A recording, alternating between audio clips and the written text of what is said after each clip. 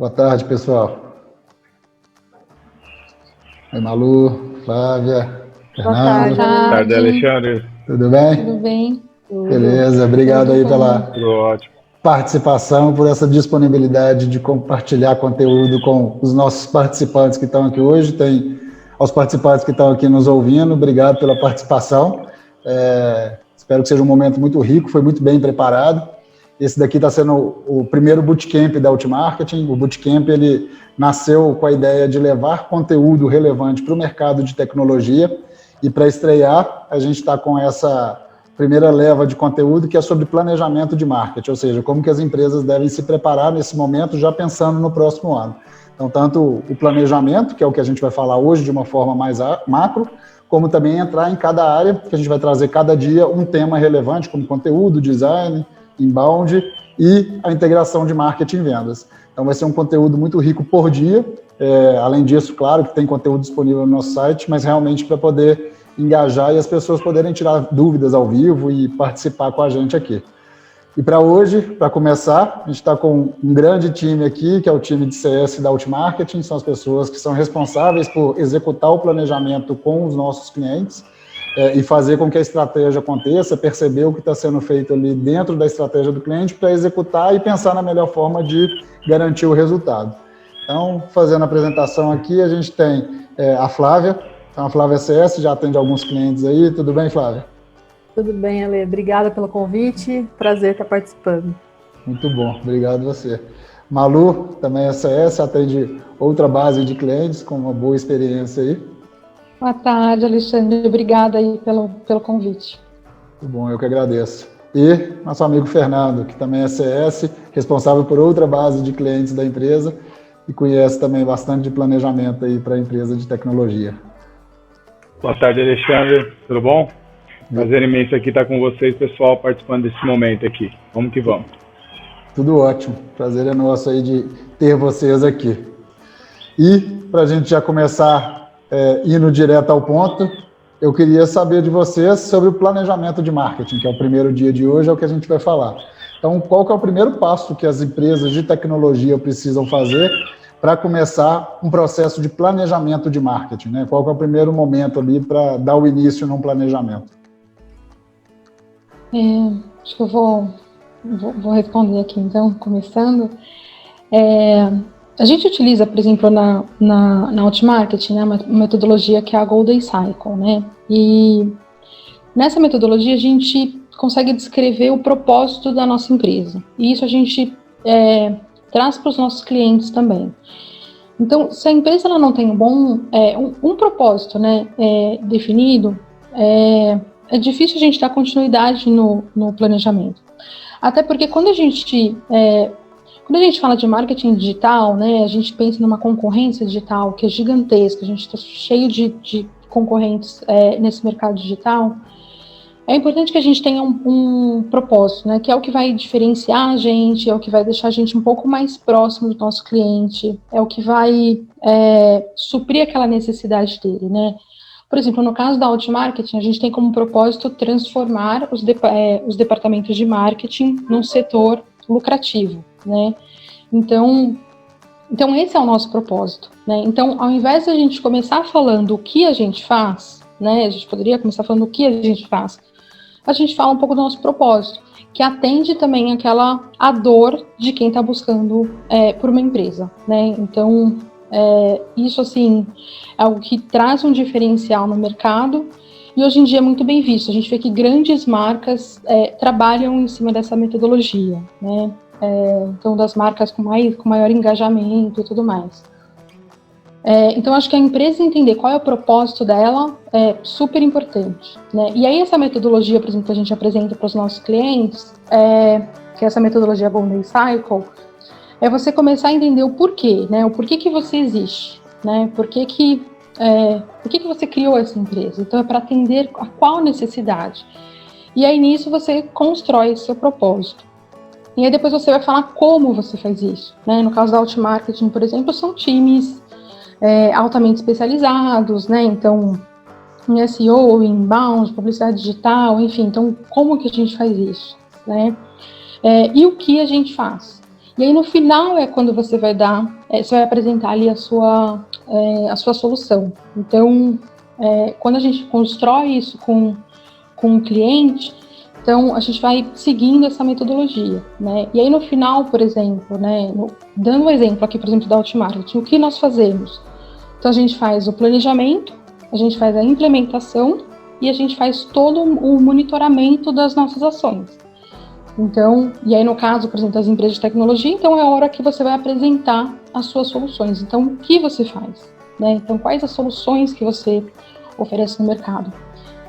Então, a gente desconstrói um pouco, né, aquilo que a gente está acostumado a ver no mercado, onde você começa pela solução, né? Então, e aí você traz o seu propósito como essência e, por último, a solução. Legal. E isso é interessante porque quando você fala de propósito, normalmente as empresas de tecnologia, elas trazem muito o conceito do produto, do serviço ou da solução, né? Então, se a gente falar de nuvem, todo mundo vende nuvem, isso não é um diferencial. Mas entender o porquê vender aquilo que vai transformar dentro do cliente faz muito sentido. E aí eu só vou complementar uma coisa, que eu escutei nesse final de semana um podcast do Satya Nadella, que é o CEO da Microsoft, e ele fala muito isso, que a própria Microsoft, o propósito dela está pautado em quê? Não em ser a melhor tecnologia nem a melhor empresa para trabalhar, mas ser a melhor empresa para trabalhar para transformar o negócio do cliente. Então, eles têm um objetivo, né, que é levar a melhor tecnologia para que o cliente transforme o negócio do cliente dele. Então, isso é bem legal de você trazer, porque realmente faz muito sentido. Muito obrigado. Ale, só complementando um detalhe, tudo isso é muito importante quando a gente pensa no projeto de marketing, porque o nosso lead, né, o leitor, a pessoa que a gente quer alcançar, ela não vai engajar com a empresa exatamente pelo produto ou exatamente pelo o que a empresa faz, e sim pelo propósito. A gente tem aí clientes que são promotores de grandes marcas porque sentem sinergia com o que a empresa comunica, com o que ela passa para o mercado. Então, por isso que é importante a empresa ter esse propósito bem definido. Exato, boa. Seguindo até, Alexandre, com esse ponto que as meninas colocaram, depois que a gente tem, né, um entendimento, né, do nosso posicionamento bem claro no mercado, qual que é o nosso diferencial perante os nossos concorrentes, né, e o que a gente faz de fato, né, por que fazemos, né, o importante também é a gente fazer uma análise inicial ali de como a gente está, né, como a nossa empresa está situada, seja no ambiente físico, seja no ambiente digital, né. E é por isso que o posicionamento é muito importante nesse momento, né, entender qual que é o nosso posicionamento digital, né, como nós vamos dialogar com os nossos clientes, com a nossa base de leads ali, né. Para tudo isso é importante a gente também entender como está a nossa estrutura de negócios. A gente pega aqui diversos projetos que muitas vezes a gente faz um posicionamento digital, buscando já a geração de leads e oportunidades, mas quando a gente olha para dentro, muitos dos nossos projetos aqui ainda não têm áreas estruturadas por exemplo, de SDE, de qualificação de leads, para poder passar isso da melhor forma para o time comercial. Então é ideal que a gente tenha essa visão também, né, de saber, olha, a gente quer gerar leads e oportunidades, esse é o nosso foco, mas hoje a gente não tem uma estruturação para isso. Então não é ideal a gente começar etapa por etapa, começar do topo do funil, trazendo visitantes e depois leads, para depois transformá-los em oportunidades. Isso também é importante. Outro ponto importante também é entender ali como estão os nossos concorrentes, né? Sejam eles no espaço físico, os nossos concorrentes diretos de mercado, mas também os nossos concorrentes digitais. A gente precisa entender um pouco que às vezes os nossos concorrentes digitais nem sempre são os mesmos concorrentes físicos, quando a gente está falando ali de buscas por palavras-chave, né? Por exemplo, a gente vai ver aqui muitas das palavras-chave que a gente está concorrendo lá no top 3 do Google, a gente se depara com concorrentes aqui que são parceiros nossos, por exemplo, a RD, que constrói conteúdo, a própria Rock Content, né, que está ali. Então a gente também tem que entender que o ambiente digital é um pouco diferente aí do ambiente físico, né? Isso é muito legal e eu vejo que vocês comentam muito sobre alguns clientes e vocês falam que às vezes o concorrente dele é uma universidade, né? Porque o cara produz conteúdo sobre algum tema que está associado com o que ele vende e a universidade não concorre com ele na entrega de serviço, mas concorre numa palavra específica. Então, algumas mídias também, né? Bem legal, bem legal. Exatamente. Então, pode falar, Malu. Não, eu ia falar, realmente, isso que o Fernando trouxe é essencial. E eu acho que... E é isso, né? Muitas vezes a gente também, enfim, começa um projeto e muitas vezes as empresas elas não têm essa estrutura ainda de funil, né? Então, por isso que começar esse planejamento desde o início, fazer toda uma análise, né? Para ver de que forma que a empresa está, enfim, e o cliente passar a entender o que é a concorrência dele de mercado, o que é a concorrência digital, né? Isso também é super importante para ele entender os resultados que ele vai ter depois no final disso que foi planejado, então de toda essa implementação. Boa. Então, o que vocês estão colocando aqui pelo que eu entendi, primeiro pensar no propósito, ou seja, pensar no macro, entender o que a empresa realmente está levando, o porquê está fazendo aquela entrega de serviço ou de solução, né? Por que a empresa está ali, o que ela vai oferecer para o cliente, e depois fazer uma análise inicial para entender realmente como a empresa está, e tanto o Fernando colocou concorrência física e online, né? Mas tanto analisar o concorrente de produto ou de serviço, como também o digital. E aí, fazendo isso, né, com esse overview que vocês falaram, eu acho que um próximo passo seria começar a implementar, porque isso são a base, a filosofia da empresa, basicamente. Né? A gente começa com o Golden Circle, passa um pouco para o entendimento de como que ela está, vê o que deseja, e aí eu acho que o próximo passo seria implementar. E aí, para começar realmente uma mão na massa, reunir a equipe e começar a elaborar o planejamento, quais seriam os próximos passos que vocês sugeririam?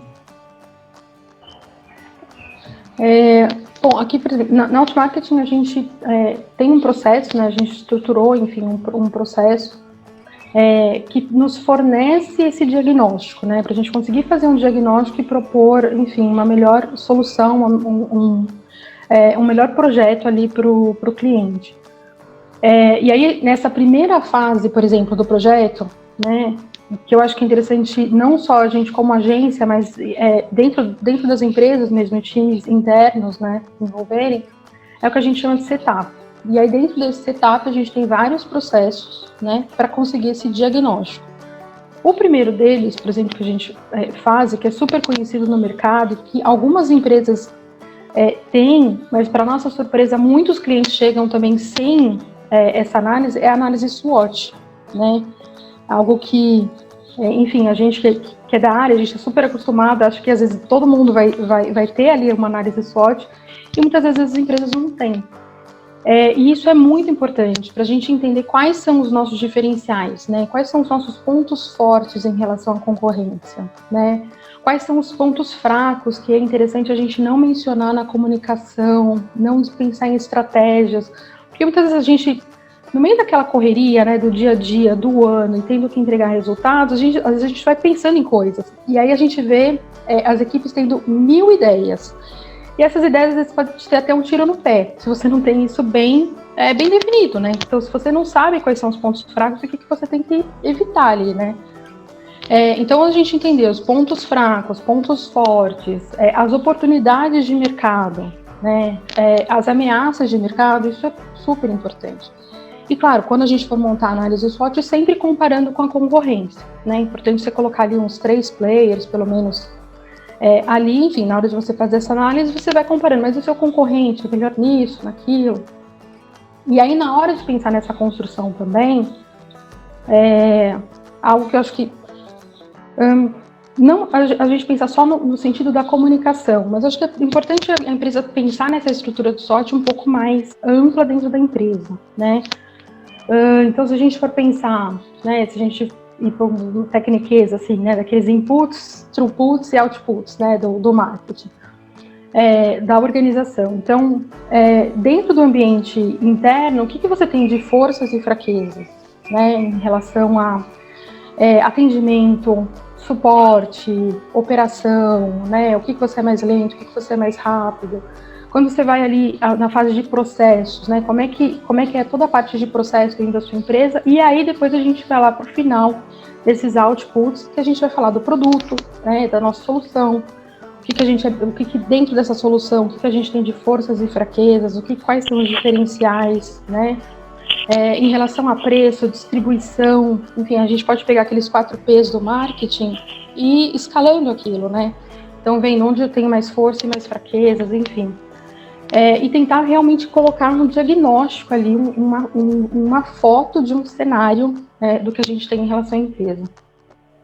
Acho que isso é super importante ali para esse início, né, para desenvolver ali o projeto, e outra também a parte de oportunidades e ameaças do mercado, né? Então, muitas dessas oportunidades a gente consegue utilizar também quando a gente vai pensar na parte de planejamento. Então, Se a gente for pensar relatórios, por exemplo, relatórios que a Gartner apresentou em relação a determinados dados daquela sua empresa, daquela sua solução, que vai ser uma oportunidade para 2021. Né? A Gartner, por exemplo, acabou de soltar aí um relatório das tendências de tecnologia para 2021. Então, ali, né, dependendo da sua empresa, de qual é o seu core ali, enfim, você consegue já tirar, enfim, várias ideias e entender quais são as oportunidades e divulgar isso no mercado, né? Divulgar, enfim, que esses relatórios, quais são as projeções para as empresas que estão buscando essa solução já começarem a se preparar. Então, mas eu acho que essa análise SWOT, ela é, assim, essencial nesse início de projeto. É importante as empresas terem noção que um planejamento de qualquer área da empresa não depende só do planejamento da área, né? E a SWOT, por exemplo, ela entra, mesmo fazendo a SWOT do marketing, a SWOT pensando no planejamento estratégico do negócio é muito importante porque tem a visão do todo para cada área conseguir, seja marketing, vendas, financeiro, entender realmente essa análise do que essa matriz para saber para onde que pode direcionar. Bem legal. Isso é muito importante para a gente mesmo, Alexandre. Desculpa, Alexandre, isso é muito importante para a gente mesmo, porque realmente a gente consegue ter uma fotografia aí, né, de como a empresa está situada. Muitas vezes até os próprios gestores não têm essa visão do que são as ameaças de mercado que a gente tem hoje, né? Quais são as oportunidades de negócio, né? Por exemplo, às vezes a precificação em dólar para muitas pessoas foi positiva, para outras nem tanto. Né? Então depende de cada empresa, cada setor, né? Cada momento também da empresa. Isso vai dizer, isso vai trazer muitas informações para a gente. Como a Malu falou, né, no nosso setup a gente fala muito do SWOT, né, para ter esse panorama inicial. Também depois que a gente analisa e vê como a empresa está sediada, a gente começa a pensar nas personas, né, quem que a gente vai conversar, quem que é o nosso público-alvo, mais do que o público-alvo, mas quem são aquelas pessoas reais que a gente vai engajar com elas e vamos criar materiais, conteúdos, né, para poder aí criar uma sinergia e nos mostrar como autoridade para elas, né. Então, é muito importante nesse processo a gente entender quem são essas pessoas, né, com quem que a gente vai se comunicar. Quando a gente está falando de B2B, qual é a área de negócio que vai ali, que vai melhor responder aos nossos chamados, né, às nossas comunicações de marketing, né, aonde o ciclo de vendas é menor, né, quem que é a persona principal ali dentro da empresa que a gente vai abordar, né. Tudo isso a gente precisa mapear. Entender quais são os conteúdos que essa pessoa mais consome, né? Como essa pessoa está sediada, situada no LinkedIn, né? Quais são os grupos que ela segue, tudo isso. Um exercício muito interessante que a gente faz aqui na Outmarketing é criar essa persona, né? Mesmo que fictícia, e depois pensar junto com os nossos clientes, a quatro mãos. Bom, a gente tem uma persona aqui, quem seria ela na vida real que melhor representaria essa persona, de fato? Porque a gente sempre está falando aqui de um profissional. E aí a gente procura esse profissional ali no LinkedIn para deixar simbolizado aqui como uma nossa persona. Para a gente saber de fato o que ele está buscando na internet, quais são os grupos que ele entra, quais são os fatos que ele comemora, quais fatos ele acha importante. Né? Isso para a gente é muito importante. Como a Malu falou, né, a nossa proposta, o nosso posicionamento ele vai mudando. Né? A nossa persona também vai mudando. Né? Ela vai sendo mutável ao longo do projeto. Às vezes ela está buscando algumas coisas e ao longo de um tempo, depois de um tempo, ela está buscando outros objetivos. E isso é importante a gente estar sabendo também. Até para a gente poder comemorar com ela esses pontos, né?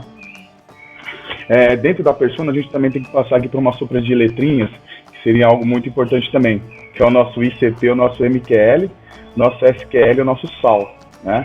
Seria aí essa sopa de letrinhas, vamos chamar assim, né?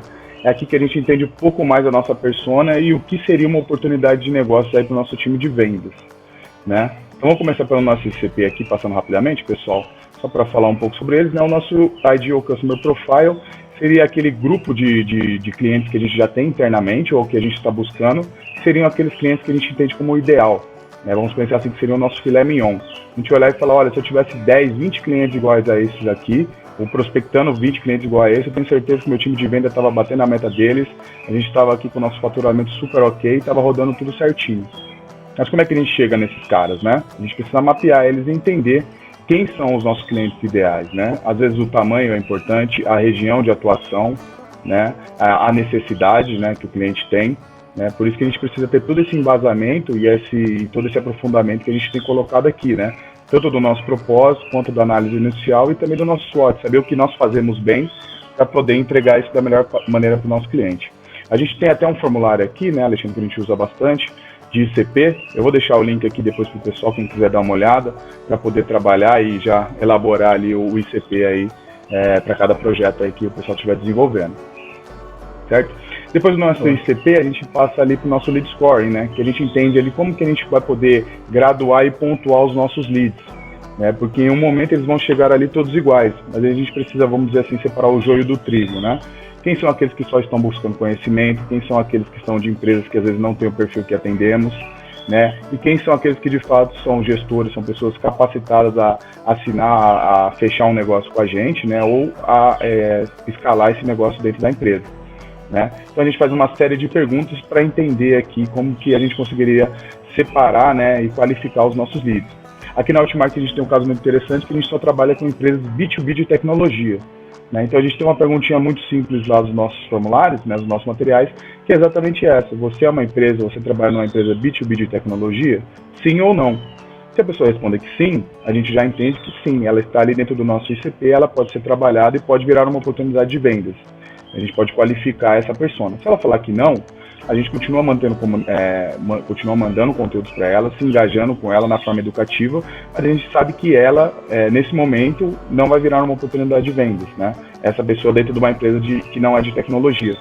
Então é muito bom a gente ter esse mapeamento, para que a gente passe só para os nossos comerciais oportunidades que realmente valem a pena, né? Porque a gente sabe que o tempo deles é bem caro aí, e custoso também ficar trabalhando com leads que não vão fechar. Então, depois que a gente faz o nosso lead score, a gente passa para o nosso MQL, que é justamente isso, né? O marketing qualifica os nossos leads, né? Nutre ele, pega e recolhe informações desses leads para passar o lead mais completo possível para o time de vendas, né? Que aí seria ali o nosso SOL, né? Nosso SAL, que seria o Sales Accepted Leads. Seria aquele que chegou os leads do time de marketing, o nosso SDR, né, o time de SDR, ele qualifica esses leads para vendas, entenda se realmente aqueles dados que foram passados pelo marketing está ok, né, tenta entrar já em contato com o cliente, tenta fazer uma qualificação ali, aí a gente pode usar inúmeras técnicas, né, uma mais conhecida é a Bunch, né, que ali é entender se o cliente tem o budget necessário, né, se ele tem autoridade para fechar o negócio, se ele tem a necessidade clara, né, do que ele precisa e se o time dele está preciso, porque às vezes ele tem tudo isso e o tempo dele fala, olha, eu tenho tudo isso que você precisa, mas no meu ciclo aqui é para 1 ano e meio, 2. Então é importante a gente saber esse ponto também, né, para saber ali qual que é o time do nosso cliente. Para depois, tudo isso sendo feito, a gente passar ali para o nosso SQL, né, que é quando aí a vendas aceita esse lead que foi passado para o marketing e já inicia mesmo uma prospecção comercial ali para pensar já no fechamento, de botar uma proposta na mesa.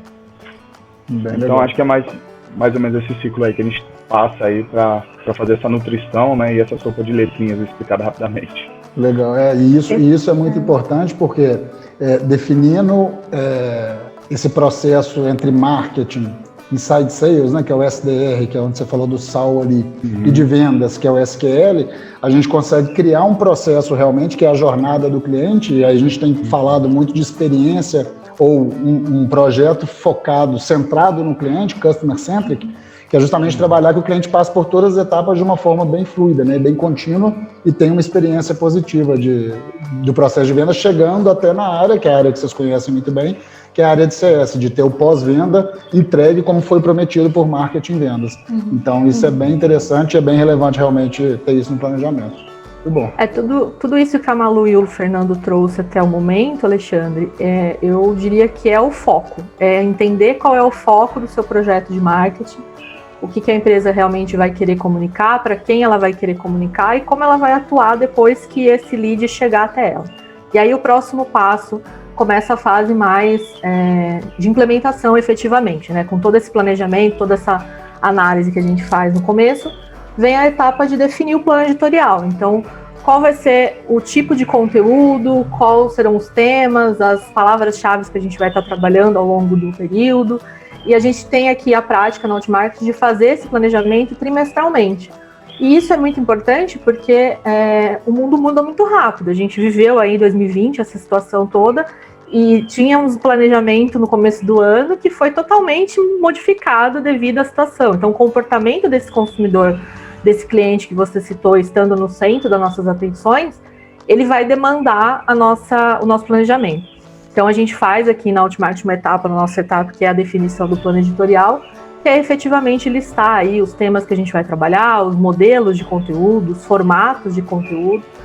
E depois disso, vem uma fase também muito importante para o projeto de marketing digital, que é a análise de como está o site do cliente, porque uma das nossas maiores dores aqui é aquele cliente que ele tem ansiedade de começar um projeto de marketing digital, mas a vitrine dele, né, que seriam as redes sociais e o site, não está preparada para receber esse conteúdo. Então ele não tem um blog, ele não tem uma página de materiais gratuitos para ser o repositório ali dos conteúdos que a gente vai produzir, ele não tem métricas sendo analisadas no site, ele não sabe quantas pessoas acessam o site dele, não tem um sitemap instalado, enfim.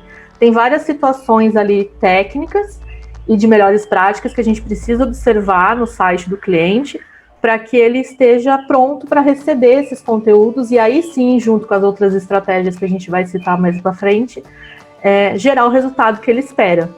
Então, na nossa setup, a gente faz essa análise, entrega essa análise para o cliente e aí ele tem ali um plano de ação de melhorias que vão desde uma simples alteração de uma URL, de um H1, ou coisas mais técnicas mesmo, como instalações de tag, etc., para deixar o site 100% para o projeto. Desculpa, pode falar, Fernando. Não, você vai complementar, Malu, que depois que fazemos todo esse mapeamento, né, ele é muito importante para entender também quais são as ferramentas que a gente vai utilizar ao longo da nossa estratégia, né? Por isso que é muito importante aí a gente ter uma noção clara do qual vai ser o propósito, né, não só da nossa empresa, do nosso produto, mas também do nosso site, né? Ele vai ser uma máquina de captura de leads, ele vai ter um blog ali engajado para trazer conteúdos, vai ter uma parte de materiais gratuitos para também trazer materiais ricos, podcasts, né? Entender quais são os materiais que a gente vai produzir, depois que a gente já entendeu a nossa persona, para também mapear as ferramentas, né? E ver se elas ali contemplam as necessidades que a gente precisa. Né? Porque muita gente, às vezes a gente olha e pensa que elas são um pouco commodity, né? Tanto faz qual ferramenta eu vou usar, elas praticamente fazem as mesmas coisas. E na verdade não. A gente vê ali que cada uma tem o seu detalhe e atendem a uma necessidade específica. Né? Muitas ali trazem uma série, um mix, né, de funcionalidades, mas é importante a gente dar bastante uma olhadinha nela e ver se contempla, né? Porque às vezes num estágio inicial a gente acha que, por exemplo, o MailChimp para disparo de e-mail já está perfeito, mas com a evolução do projeto, o projeto rodando, se desenvolvendo, a gente precisa, preciso criar landing pages para capturar os meus leads, né? Preciso criar um fluxo de comunicação de e-mails para conversar com essa base de forma mais efetiva, né? Preciso criar fluxo de automações ali para melhorar a nutrição dos meus leads, né? Para enriquecer eles de forma melhor, enfim. Isso é muito importante fazer esse mapeamento, né? Eu preciso divulgar os meus materiais nas redes sociais. Como eu vou fazer isso?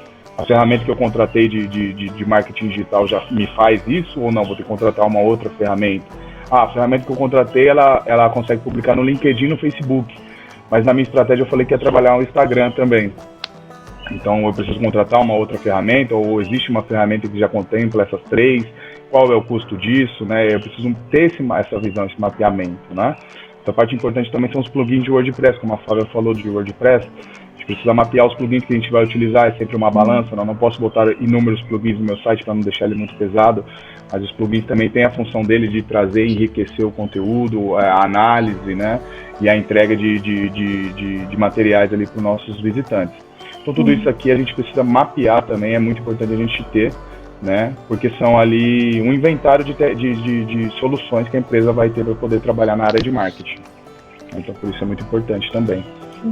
Por fim, mas não menos importante, é consolidar todas essas informações que a gente comentou, todas essas ações, e apresentar efetivamente para a equipe que vai estar conduzindo o projeto de marketing. E se for do interesse da empresa, ela pode apresentar para a empresa toda o que vai ser feito por marketing. A gente teve recentemente um exemplo em que um cliente decidiu fazer uma apresentação do projeto de inbound para a empresa toda e a gente viu que foi muito positivo, porque isso gera engajamento. As áreas que não estão vendo o dia a dia do marketing, né, não estão entendendo o que o marketing está fazendo, também são importantes de participar, de colaborar.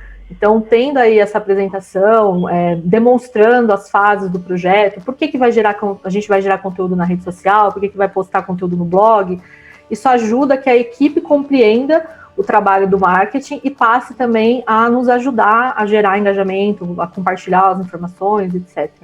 Então, aí começa efetivamente o projeto, o dia a dia, né? A parte de implantação, ela inicia após essa apresentação. Sim.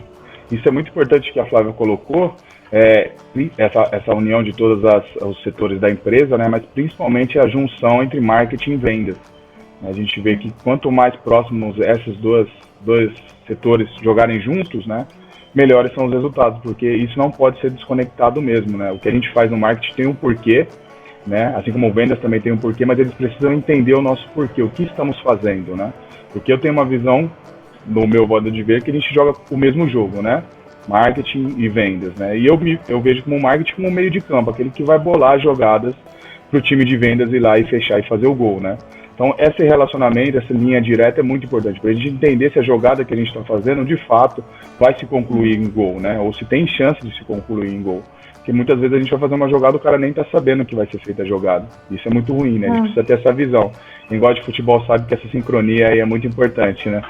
Quantas vezes a gente não passa a bola e o vendedor não chuta, né, Fernando? Exatamente. Então precisa ter aí esse engajamento mesmo. E aí, assim, só acho que até para a gente tentar fechar um pouco o tópico, pensando até nas personas, né? Quando a gente falou lá do ICP, do MQL, do SAL, do SQL, enfim. E às vezes as empresas elas não estão planejadas e não têm nenhum entendimento do que é o que ali no funil e as responsabilidades entre marketing e vendas, né?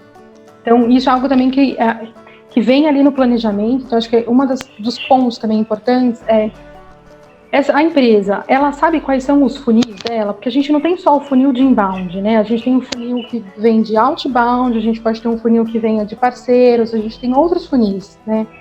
E aí, nisso, a gente consegue saber mais ou menos qual que seria uma meta, por exemplo, no caso do que é mais o nosso foco, que é o caso de inbound. Então, qual que seria a nossa meta de funil ali para inbound? Então, a empresa, ela tem isso organizado, né? Ela sabe como é que o que são, ela tem esses funis organizados? Não tem. Se ela não tem, então talvez levar isso também internamente, como a Flávia colocou, né? Apresentar o projeto, mas talvez explicar também um pouco esse funil, né? Então, o que né? Quando a gente fala do funil, né? De visitante que converte para lead, que depois vai converter numa oportunidade, que depois vai ser uma venda. Então, as responsabilidades ali, né? Entre o que é o marketing gerando e vendas, o que ele vai pegar, que vai lá pegar aquela bola e chutar pro gol, né? Mas esse entendimento também interno e esse alinhamento entre marketing e vendas é muito importante, porque é vendas que vai retornar dizendo para o marketing se o lead ele está bem qualificado, se aquelas oportunidades que estão chegando estão bacanas, se a gente tem que reestruturar aquele funil, enfim. Então, esse alinhamento realmente é essencial. Legal. Muito bom. Então, do que vocês estão trazendo primeiro, fazer uma análise SWOT para entender o processo, definir a persona para saber para quem comunicar. Depois, a Flávia trouxe a questão de criar o conteúdo para essa persona, para resolver o problema que ela tem, né, o desafio que ela enfrenta.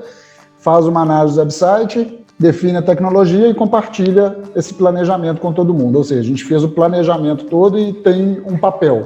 E aí eu gosto muito de citar Peter Drucker, que ele fala que o resultado do planejamento não é o plano, é o trabalho. Então é realmente executar. E agora eu vou passar por um segundo momento de planejamento de marketing, que eu acho que é muito importante planejar, é essencial, mas executar é muito importante e muito bom, né? Gostamos disso. Então, quais seriam os passos? Até a Malu já começou a falar um pouco aí sobre funil, que eu acho que pode ser um dos passos, mas quais são os passos realmente? Então, criei um plano e aí, de 1º de janeiro, eu vou começar a executar. O que eu tenho que fazer? Quais ações associadas a marketing digital são relevantes para que minha empresa de tecnologia, né, ou quem está nos ouvindo aqui, consiga perceber e ver um resultado nisso? Eu acho que o que a Malu trouxe, né, do funil é muito importante, entender que temos mais de um funil dentro da nossa empresa, mais de um funil de negócios ali, trazendo oportunidades. Isso é muito bom ter mapeado. Outro ponto importante que a gente tem que entender são os conteúdos, né? Depois que a gente já conseguiu visualizar ali quem é a nossa persona, qual é o nosso plano editorial, pensar em conteúdos para se engajar com a nossa persona, e aí fugir um pouco daquele coisa batida de só artigo e e-book, né? Por a gente vê que a gente tem uma gama imensa aí de produtos que podem ser trazidos aí para gerar esse engajamento. E aí eu trago alguns, mas o caminho aí e o leque é imenso, né? Mas podemos pensar em quiz, né? Hoje a gente tem ferramentas aí que a gente consegue fazer quiz rápidos, né, testes rápidos aí com a nossa base para engajar com eles, trazendo informação e eles nos trazendo ali também informações bastante relevantes, né, puzzles também de várias formas. Eu vejo que a Rock Content tem uma ferramenta específica para fazer isso agora, também muito interessante. Enquetes também são muito boas. Hoje a gente pode usar o próprio LinkedIn para fazer enquetes, então é uma ótima forma da gente engajar com os nossos leads aí, né. Webinars também, como a gente está fazendo um hoje. Na pandemia a gente houve um crescimento aí de geração de webinars, né, o que é muito bom. As pessoas estão conseguindo encontrar conhecimento sem sair de casa, né, isso que já acontecia antes, mas hoje está aumentando muito mais. Algo que entrou aí também muito em voga e o brasileiro está gostando muito, que são os podcasts. É um material fácil de ser consumido, você não precisa estar concentrado para estar lendo, né, você, olha, eu posso estar no metrô em pé e ouvir no podcast que eu mais gosto ali sem problema algum. Isso é uma outra forma de trazer o conhecimento, né, e engajar com as nossas personas, né? Então é algo muito interessante.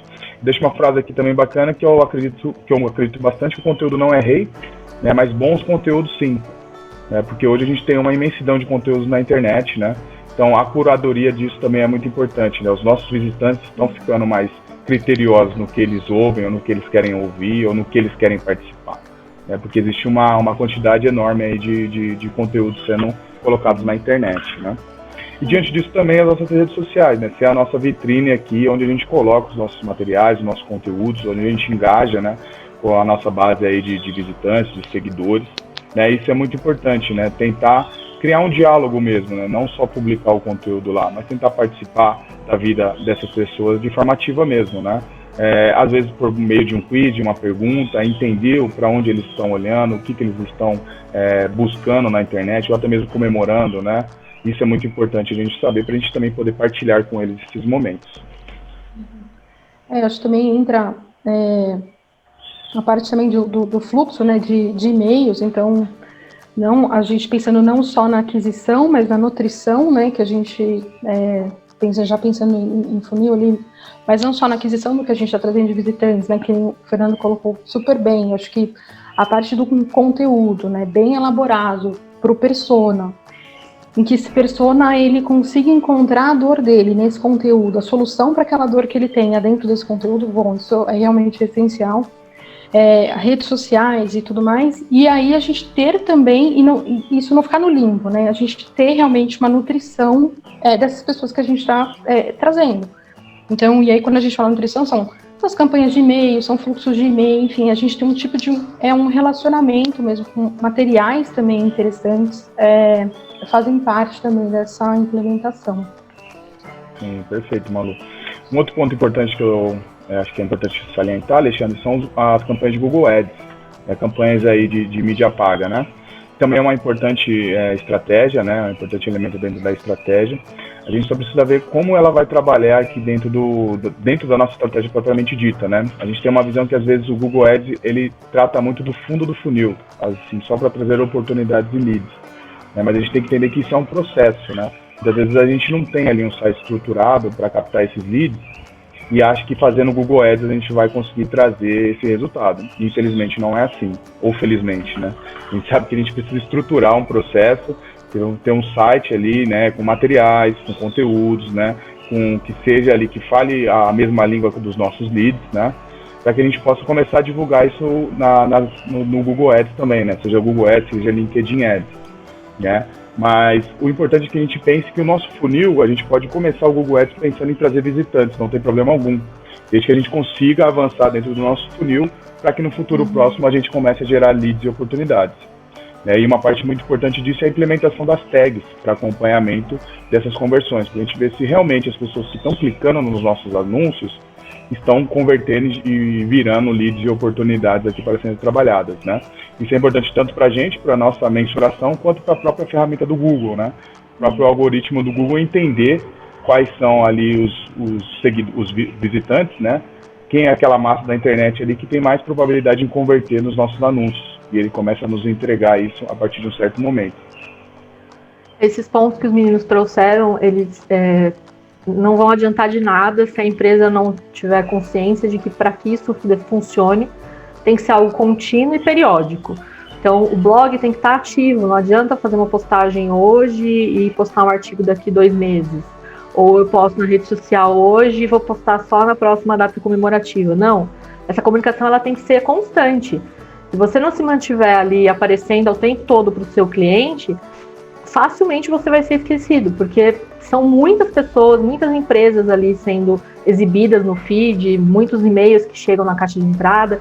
Então ele precisa criar um relacionamento mesmo com esse visitante, com esse lead, e aí por isso da criação de conteúdos com uma periodicidade maior. A gente tem clientes que têm 4 conteúdos por mês, 1 por semana, temos clientes com 2, mas a gente indica de pelo menos 2 por mês, né, para que a gente tenha aí uma comunicação contínua e tentar sempre fazer as postagens nos mesmos dias, né, não precisa ser exatamente, mas ter ali uma recorrência de dias, porque isso ajuda também a inteligência do Google a mapear essa recorrência e perceber a empresa como uma empresa relevante, que está sempre entregando conteúdo de qualidade para o mercado.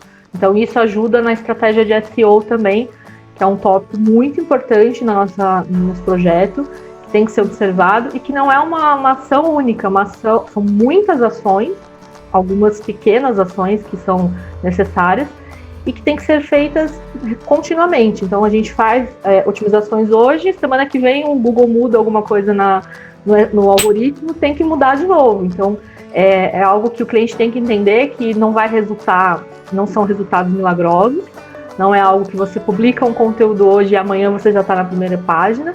E mesmo que chegar à primeira página, você não vai ter ela para sempre. É algo ali que você tem que estar o tempo inteiro conquistando, mas que é um trabalho realmente de formiguinha, né? Todo dia a gente vai ali colocando um degrauzinho a mais. Eu vou até pegar aqui, falando, né? Acho que essa parte de SEO realmente é super importante, né? Quando você falou da questão da inteligência do Google, né, a Flávia colocou aqui.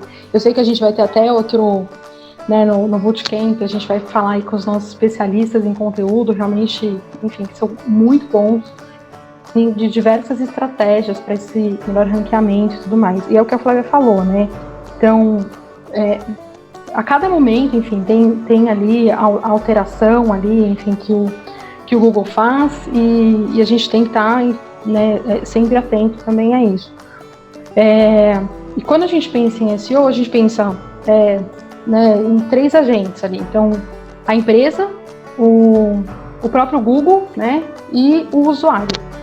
E aí o que eu vejo muito, enfim, na experiência, né, é que muitas vezes os clientes, eles vêm, eles não estão pensando, eles estão pensando primeiramente eles como empresa, né? Então, como eles querem se colocar ali na internet. Então, eles estão super preocupados em ter conteúdos mais técnicos, mais, enfim, específicos, elaborados e que às vezes não vai atender o usuário, né? E quando a gente pensa nessa inteligência do Google, o que a gente tem que priorizar é o usuário, né? A gente tem aí, tudo bem, a gente tem os 4 agentes, a gente, lógico, tem que se preocupar de que forma que a gente vai colocar essa empresa na internet, a posição dela, vai comunicar as soluções, como que o Google vai ranquear isso, mas principalmente no usuário, porque para o Google ranquear, ele vai ver, ele vai pegar materiais que tenham a ver com aquilo que está sendo buscado, né? Então, com aquilo que as pessoas estão buscando e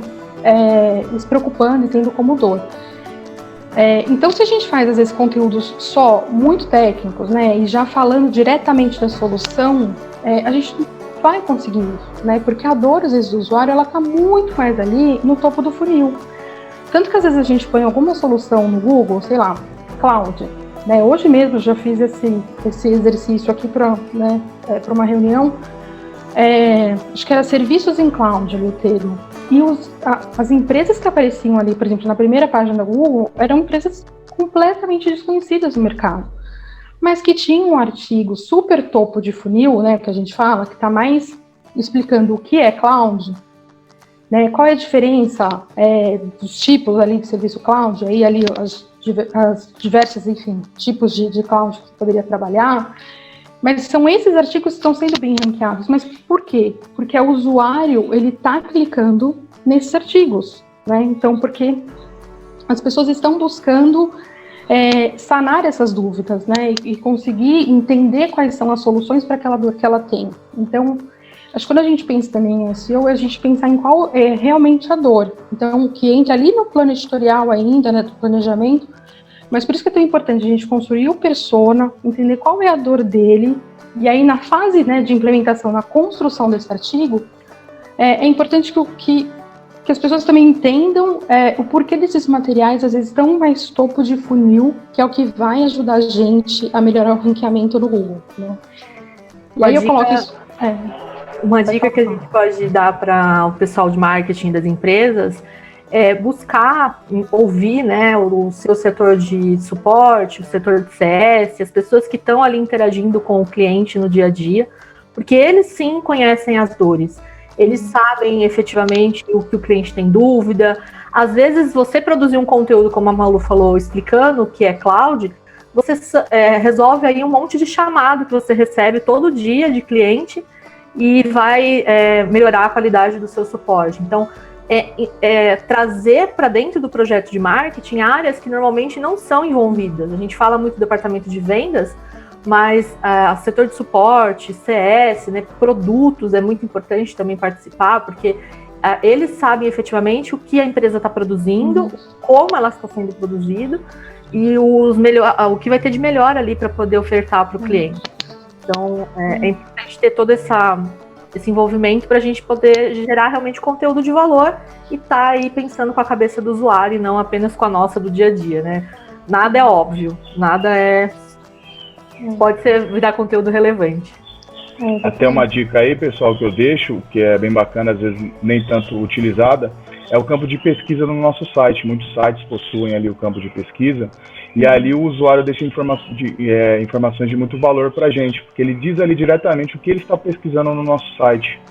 Então é importante que, depois que a gente já tenha, né, o nosso site rodando e esse campo de pesquisa ativo, que a gente dê uma olhada ali e veja realmente o que os usuários, quando entram no meu site, o que eles estão buscando. Quais são as perguntas que eles fazem aqui. Isso está funcionando da melhor forma? Ali ele já vai entregar bastante informação de qualidade para saber ali o que criar, né? Quais materiais criar, né? Além de toda a análise que a gente pode fazer via Google Analytics também, né? Também. E é isso, né? Além de todo o material também, a questão do SEO mesmo do próprio site, né? Verificar, enfim. A gente vê que a maioria das empresas que chegam, às vezes, não tem isso estruturado, isso realizado dentro do site. Então, verificar se H1, como é que está correto, como é que é a descrição, enfim, todos aqueles tópicos que a gente precisa seguir, né? Dentro dessa metodologia. E claro, tem outras diversas metodologias que a gente utiliza aqui, por exemplo, a Topic Cluster, né, que é algo que a gente utiliza aqui, que o pessoal depois de área de conteúdo vai falar um pouco mais. E algo que a Flávia trouxe, assim, que tá aqui, né, na minha cabeça, é a questão do prazo, né, que é justamente isso. Então, não é que você fez um artigo, publicou no blog, ele, assim, vai bombar e vai ficar ali na primeira página, enfim. Esse trabalho de inbound, de SEO, ele é a longo prazo, né? A gente começa a ver resultados, a gente utiliza algumas ferramentas, né, de mensuração, que a gente consegue ver mais ou menos uma escala, um ranking, onde os termos, então a gente vê os termos que foram indexados, e aí desses indexados, quais estão ranqueando ali melhor. Isso a gente precisa de um prazo, né? Então, assim, no mínimo uns 6 meses, né, para a gente começar a ter um resultado, e não significa que em 6 meses você vai estar na primeira página do Google, né, então a gente realmente é um trabalhinho de formiguinha, né, e a gente normalmente ali em 1 ano, tal, a gente começa a ter um resultado um pouco melhor nessa parte de SEO. Então, para a gente conseguir atrair de forma orgânica, né, os nossos visitantes. Então, isso é um trabalho realmente a longo prazo. Legal. E aí, então, do que vocês falaram, entendi que, primeiro, estruturar o funil, né, ter essa base ali de pensar no processo com métricas, o que atrair, converter, relacionar até gerar oportunidade, ou seja, marketing e venda juntos, gerar conteúdo, ter periodicidade no blog, com o SEO sendo estruturado por trás ali, rede social, landing page, website bem estruturado, a parte de Google Ads, e pensar no longo prazo, ou seja, para quem está planejando o próximo ano, começar agora é importante, porque quanto mais demora, mais tempo precisa poder alcançar algum resultado. E aí eu tenho uma pergunta para vocês, até coisa bem rápida aqui, porque eu percebo muito que às vezes no B2B e no mercado de tecnologia, se fala muito de rede social, né, de fazer rede social e se investe pouco em Google Ads e patrocínio também nas redes sociais. Qual que é a opinião de você sobre isso? Até para poder pensar num planejamento de verba de marketing, né? Então, investir no Google Ads faz sentido ou não? Para o B2B não funciona, ou para as redes sociais não funciona? Enfim, o que vocês acham disso? Bom, assim, de toda, acho que, não sei, é algo que a gente acaba falando muito internamente aqui, que a gente pega em resultados mesmo, de diversos clientes. Às vezes os clientes estão muito preocupados com esses dados que a gente chama de estéticos, né, número de curtidas, ali, os seguidores, e quem comentou, quem não comentou, enfim. E a gente vê que o real resultado, quando a gente vai ali para o funil, né, chega ali numa conversão em oportunidades, essa aquisição ela não está vindo de redes sociais, né, é muito menor. Né? Acho que a Flávia também pode falar, é algo que a gente sempre comenta. Então... a rede social ela tem que ser mantida, ela não pode ser deixada de lado, mas não dá para depositar as expectativas de geração realmente de leads, oportunidades e de vendas, principalmente, para o B2B nas redes sociais. O que a gente indica sempre para os nossos clientes é manter, obviamente, aquilo ativo, mas focar o patrocínio no Google Ads, porque o custo é menor, o custo por clique é bem menor, por exemplo, do que o LinkedIn. Então, com um orçamento, às vezes, restrito, o cliente vai conseguir alcançar muito mais resultado e ele vai ser muito mais assertivo, porque quando eu estou na rede social, eu não estou procurando uma solução de TI. Eu estou ali navegando, me distraindo, interagindo com os meus amigos, e pode ser que apareça uma solução ali na hora e me chame a atenção. Mas quando eu vou para o Google e jogo uma pesquisa procurando uma solução, a chance de eu estar mais próximo de fechar ou de contratação ou de buscar um parceiro é muito maior. Então, a qualidade do lead que vai vir através do Google Ads também é muito maior. Então, é realmente o cliente ter noção que às vezes o cliente fala para mim, nossa, mas eu preciso investir muito alto. Não precisa ser tão alto assim o seu investimento. Se você tiver um material de qualidade para patrocinar e investir no local certo, esse orçamento, por menor que seja, ele pode sim te trazer um resultado muito positivo. Ótimo, legal. Exatamente. Só complementando o que as meninas falaram, acredito que a gente precisa ver que o funil é diferente, né? O funil das redes sociais é diferente de, por exemplo, da nossa base de leads ali que a gente está se relacionando quase que diariamente ou semanalmente, né? Ali é um pouco do que a Flávia trouxe, são pessoas que estão buscando ali interação, né? Interagir ali com as redes sociais, mesmo que seja no LinkedIn, uma rede um pouco mais profissional, mas exatamente ele não vai buscar a dor dele ali, né? Então o ciclo o funil ali é bem maior, né? O ciclo é bem maior que alguém que a gente já está na nossa base de leads, comunicando com ele, mandando e-mails, ele abriu os nossos e-mails, já tem uma comunicação ali criada, né? Então, é um pouco desse entendimento. Mas a importância realmente continua, né, de fazer, porque ali, embora as redes sociais tenham diminuído, restringindo ali, né, a quantidade de visualizações, mas ainda é a nossa vitrine, né, no ambiente digital, né, as redes sociais. Então, por isso também é bastante importante aí manter elas ativas. Ou seja, ter essa dosagem para os dois estarem ativos e realmente se incluir no budget, né, para o próximo pro planejamento de marketing das empresas. Mas aí, no caso, sempre uma porcentagem menor ali no caso das redes sociais, né? E realmente o foco ser... principalmente quando a gente está falando em B2B, né? B2C, claro, seria um pouco diferente, mas B2B... O Google Ads faz sentido, sim. Boa, faz sentido maior. Boa. Isso é uma pergunta que normalmente as pessoas fazem em conversas comerciais para poder entender se faz sentido ou não. Legal. Bom, estamos chegando aqui nos momentos finais, acredite ou não, passa muito rápido, né? Mas...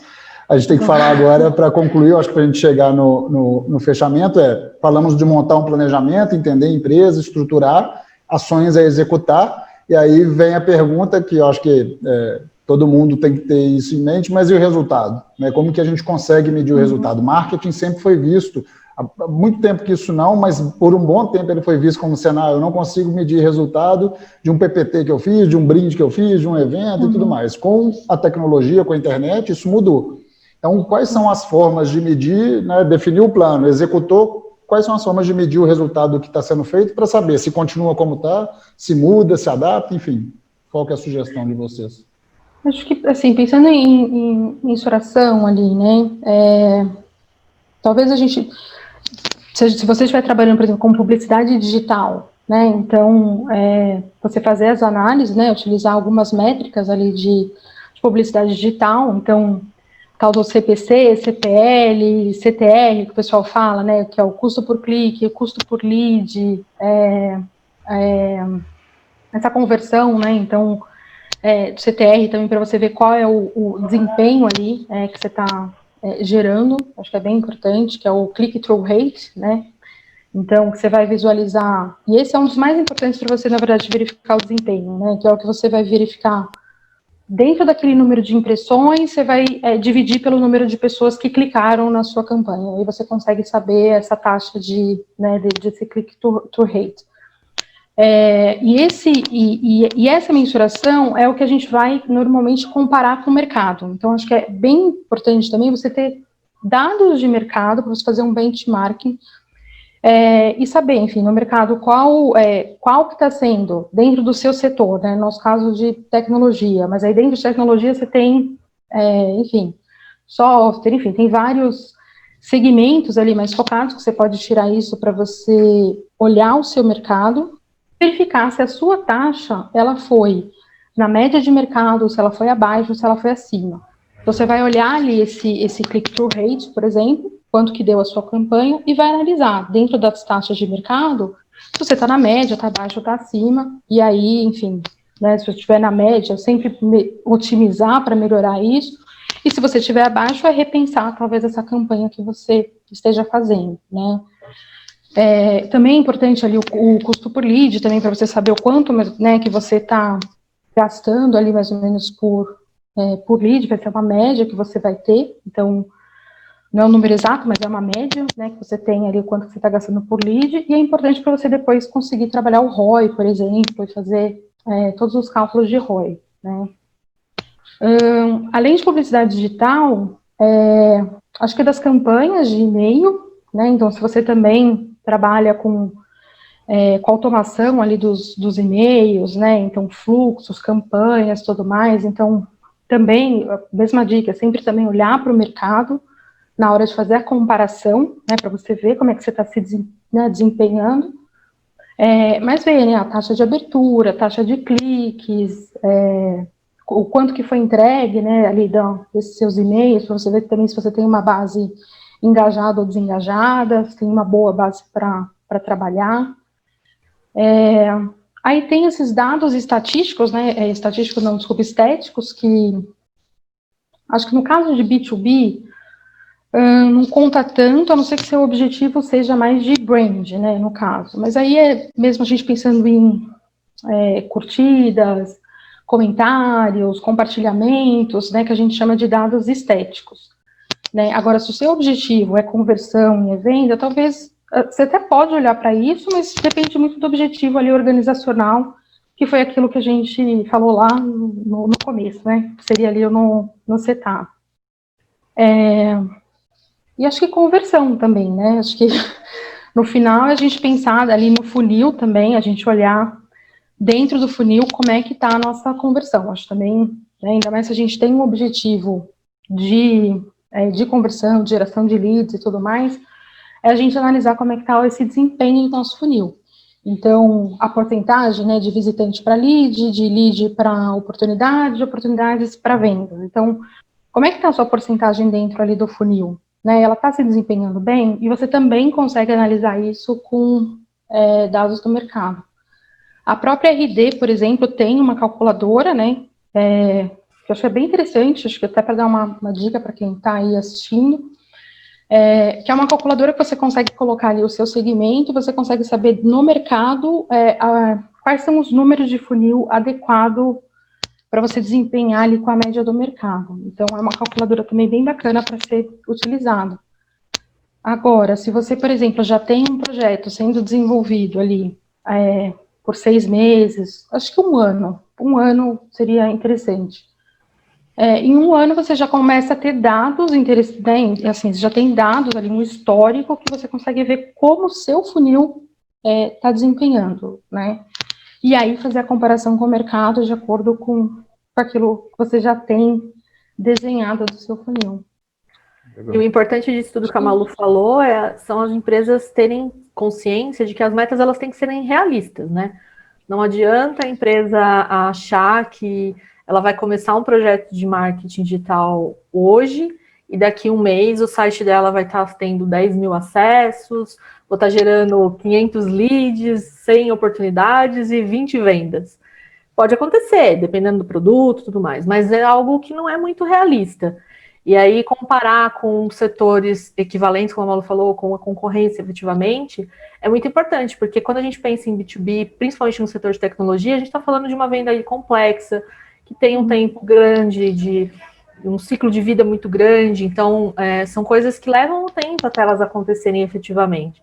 E ficar, às vezes, centrado apenas nesses percentuais, não na taxa do funil, pode gerar uma frustração ali, que não é real. O projeto está acontecendo, ele está tendo resultado, mas às vezes a expectativa lançada em cima do funil, ela acaba atrapalhando um pouco o todo. Então é importante ser realista. Como ela falou, é um projeto a longo prazo e é degrau por degrau que a gente vai alcançar aí a meta no final. Exatamente. E também, e quando você tem um projeto, né, bem estruturado, um funil rodando, e ao longo dos anos você começa a ver, inclusive, o que é muito bacana, você consegue pegar o que é sazonal, quais são os períodos que você tem maior conversão, menor conversão, porque às vezes também existe uma pressão interna na empresa, e quando você olha um histórico de um funil, você começa a ver que existem momentos mesmo ali, sazonais ali da organização, que ela vai vender menos, e às vezes as estratégias elas têm que ser diferentes também nesse período. Então, analisar esse histórico, né, se você já está há mais de um ano, você consegue ter um histórico de outros anos e fazer comparações, você consegue verificar padrões também, que são importantes para você definir as estratégias. Legal, muito bom. Ou seja, planejou, executou e depois conseguir medir o que está sendo feito e fazer um comparativo tanto com o mercado, quanto também com seus próprios números, né? Ano a ano ter essa visão de quanto que está crescendo, quanto que já fez no último ano, no último trimestre, no último mês, para poder ter uma base ali de consolidação. Muito legal. Bom, realmente estamos chegando no final. É uma pena, porque eu acho que fluiu muito bem, por isso que foi tão rápido. O conteúdo sempre muito bom, claro. Temos perguntas, algumas foram respondidas já, eu já fui respondendo diretamente, que eram perguntas que estavam associadas ao que estava sendo falado. E tem uma aqui do Léo, que para uma empresa que não conta com o CS, pensando na estratégia e execução como um todo, um analista de marketing pode exercer esse papel? Quais as soft skills que seriam necessárias esse analista desenvolver? Então, o que um analista precisa desenvolver como soft skill para ter esse papel de planejamento e de execução? Eu acho que não só o analista, mas qualquer pessoa que vá trabalhar com um projeto de marketing hoje, ele tem que desenvolver adaptabilidade, a gente tem que se adaptar ao que está acontecendo, seja no mercado, seja na empresa, ou até mesmo na equipe, então tem que se adaptar. O senso de urgência, entender o que realmente é urgente naquele momento, para priorizar, para conseguir não enlouquecer com todas as demandas que chegam ao mesmo tempo. Não é fácil, é um projeto que realmente demanda muito tempo de empenho ali, de dedicação, porque são muitas frentes para você olhar. A gente falou aí de muitas coisas que você tem que olhar ao mesmo tempo. Então, a gente está olhando para o site, está olhando para a mídia social, está olhando para o conteúdo. É realmente muita coisa. Mas é possível, sim, organização, tem que ter muita organização para deixar tudo caminhar de forma adequada. Saber delegar, porque ele não vai conseguir executar tudo sozinho, ele vai precisar de ajuda de fornecedores, de uma agência, seja lá de quem quer que for. Então, conseguir ajudar, fazer com que essas pessoas ajudem da forma correta é muito importante também. Eu citaria essas. Sim. Complementando só o que a Flávia falou, pessoal, eu colocaria também a visão estratégica, né? Acho que é muito importante a gente ter. A visão estratégica junto com uma boa técnica, né? Ter o domínio das ferramentas, acho que é um diferencial muito importante aí para quem quer seguir nessa linha aí, né? Já mais aí do planejamento estratégico, né? Então, essa junção é muito boa, entender por que a gente está fazendo cada coisa, né? Por que eu estou fazendo um ICP, por que eu estou fazendo um lead scoring, né? Por que eu estou fazendo um fluxo de nutrição, qual é o meu objetivo com isso? É gerar leads, é gerar oportunidades, né? É gerar seguidores no LinkedIn, enfim, é aumentar a minha taxa de conversão, é diminuir a minha taxa de rejeição no meu site, enfim, é entender por que mesmo, né? Aquilo que a gente falou do Golden Circle, voltamos para ele, né? Entender primeiro o porquê do que eu estou fazendo e depois o como, né? Não, acho que é isso. Claro que um analista, né, pode desenvolver o projeto, mas também é importante ter todo o apoio, acho que também da gestão, né? Acho que nesse projeto, acho que sem um apoio ali da própria gestão, da alta gestão, da organização, é difícil você conseguir implementar, enfim, qualquer coisa, né? Mas também, então esse alinhamento também interno é muito importante. E além né, acho que dessa questão dessa visão estratégica é importante, porque a gente está falando de um planejamento, mas um entendimento, né, mesmo que ele vá trabalhar com uma equipe, né, que você tem uma equipe de conteúdo, um design, enfim, você tem uma estrutura trabalhando com você, mas você entender um pouco, né, de cada item, aquilo que a gente falou, mas ter um conhecimento um pouco mais técnico também é importante. Eu vou complementar o que vocês falaram já muito bem, mas o Steve Ballmer fala que a gente precisa de ser ousado para poder conseguir fazer coisas novas, para sair do que a gente faz da mesmice, e também estar certo, para garantir que a gente está no lugar certo ali, né, para garantir o emprego. Então, ser ousado e não ter medo de errar, eu acho que isso é importante, e fazer a coisa certa, né? Então, estudar, planejar e conseguir fazer aquilo. E a persistência, porque nada é rápido. Tudo é longo prazo e tem que ser pensado, planejado, executado, e às vezes vai dar a sensação que não vai dar certo, que não vai funcionar, mas funciona, é só manter uma persistência em cima daquilo ali.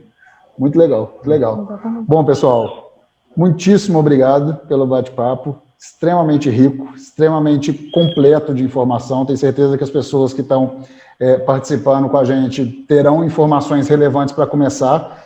Hoje é o primeiro tema, então a gente começou no amplo, falando de um planejamento de uma forma geral, a gente vai dar sequência falando de cada item desses daqui, então realmente eu acho que vai ser bem rico para todo mundo sair com informação completa. E para a gente fechar, primeiro, muitíssimo obrigado a cada um de vocês, Fernando, Malu e Flávia, e aí eu queria ver se vocês têm alguma dica, alguma coisa que possa ficar para quem está participando com a gente aqui, para poder começar a pensar, sair daqui hoje e estudar um pouco, analisar alguma coisa sobre o planejamento de marketing. Não sei se alguém tem alguma dica, alguma sugestão, quem quiser fica à vontade para começar. Pode começar, meninas. Então eu vou... na verdade, eu trouxe alguns livros que eu acho que me ajudaram muito, assim, então que eu compartilho. O primeiro é esse de Growth Hacking, né? Do Sean Illes e Morgan Brown, da Alta Books, capinha aqui laranja, me ajudou muito a entender. Ele fica um pouco mais técnico no final do livro, mas você consegue entender a importância da análise, enfim, e você começa a entender um pouco mais do marketing digital logo no começo ali das páginas. Então, achei um livro muito legal. E um outro que é um pouco mais técnico, a gente vai falar de escalas e tudo mais, quando a gente vai falar da parte de análise mesmo, que é algo também que me ajudou. Ele só tem em inglês esse livro, mas é o The Analytical Marketer, que é essa da capinha azul aqui, da Harvard Business Review. Então, ele me ajuda, e às vezes eu acabo usando ele como consulta também, é um livro muito bacana. E um último, que eu ainda não terminei de ler, mas que eu estou lendo, que é esse Social Selling 4.0. Eu achei ele muito bom, eu não terminei de ler ele ainda, mas eu estou adorando.